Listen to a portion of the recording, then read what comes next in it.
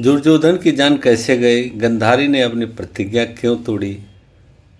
पुत्र मोह में आकर गंधारी ने अपनी प्रतिज्ञा तोड़ी थी, फिर भी दुर्योधन की जान नहीं बचा सकी। महाभारत के युद्ध में भगवान श्री कृष्ण ने प्रत्यक्ष रूप से तो भाग नहीं लिया था, यानी उन्होंने अस्त्र तो नहीं उठाए थे, लेकिन फिर भी पांडवों को जिताने में उनका बहुत बड़ा योगदान रहा।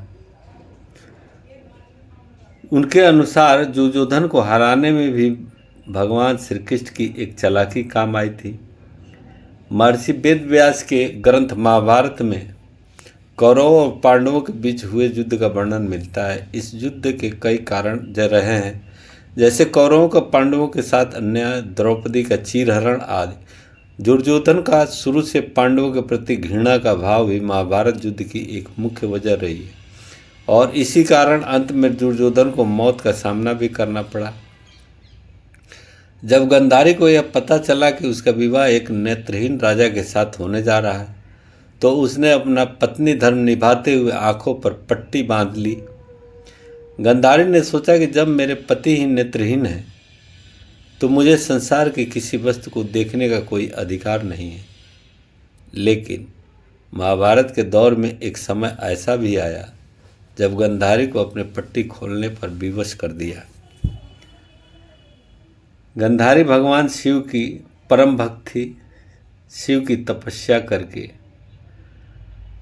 भगवान शिव से गंधारी ने यह वरदान पाया था कि वह जिस किसी भी को अपने नेत्रों की पट्टी खोलकर नग्न अवस्था में देखेगी, उसका शरीर वज्र का हो जाएगा। महाभारत के युद्ध में सभी कौरव मारे गए, केवल दुर्योधन ही अब तक जीवित बचा हुआ था। ऐसे में गंधारी ने अपनी आंखों की पट्टी खोलकर दुर्योधन के शरीर को वज्र करना चाहा और उसे जीवित रखना चाहा, लेकिन कृष्ण के बहकावे के कारण दुर्योधन ने अपने गुप्तांग को पत्तों से छिपा लिया, जिसके चलते उसके गुप्तांग और जांघें वज्र के समान नहीं बन सके। जब महाभारत का युद्ध हो रहा था तो एक एक करके सभी कौरव मारे गए। अंत में केवल सबसे बड़ा दुर्योधन ही बचा, और तब पुत्र मोह में आकर अपनी आंखों की पट्टी खोली थी।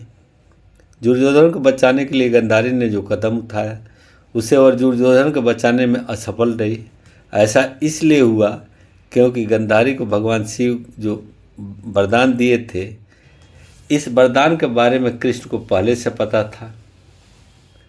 दुर्योधन को गंधारी ने गंगा में स्नान करके नग्न अवस्था में बुलाया था, ताकि अपने आंखों की पट्टी खोल करके उसको नग्न अवस्था में देख करके उसके शरीर को वज्र बना सके। जब दुर्योधन गंगा में स्नान करके नग्न अवस्था में और उनके पास जाने लगा, तो श्री कृष्ण उसके आशय को भांप गए। बिना वस्त्रों के जब गंधारी के सामने जाने लगा, तो भगवान श्री कृष्ण ने अपनी एक चाल चली। उन्होंने सामने आकर उसे रोका और कहा, इतने बड़े होकर अपनी माता के सामने नग्न अवस्था में जाने में तुम्हें लज्जा नहीं आती? तब दुर्योधन ये बातें सुनकर अपने गुप्तांगों यानी कमर के निचले हिस्से पर पत्ते लगा कर गया।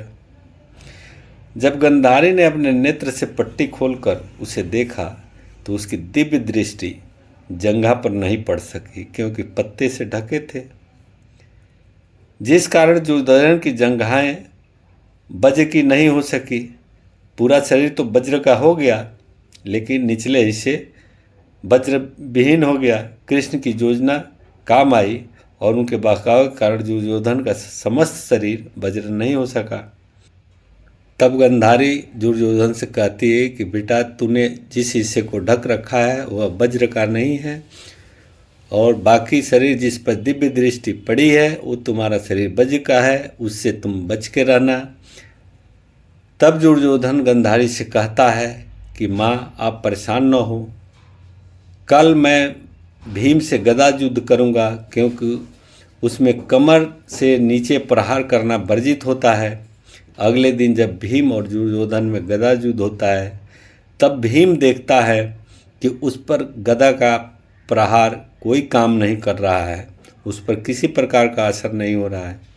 तब भगवान श्री कृष्ण भीम को इशारा करते हुए याद दिलाते हैं कि उसने दुर्योधन की जांघ तोड़ने का प्रण लिया था, अतः जांघ पर प्रहार करे। तब भीम ने दुर्योधन की जांघ उखाड़ करके फेंक दिया और उसका वध किया।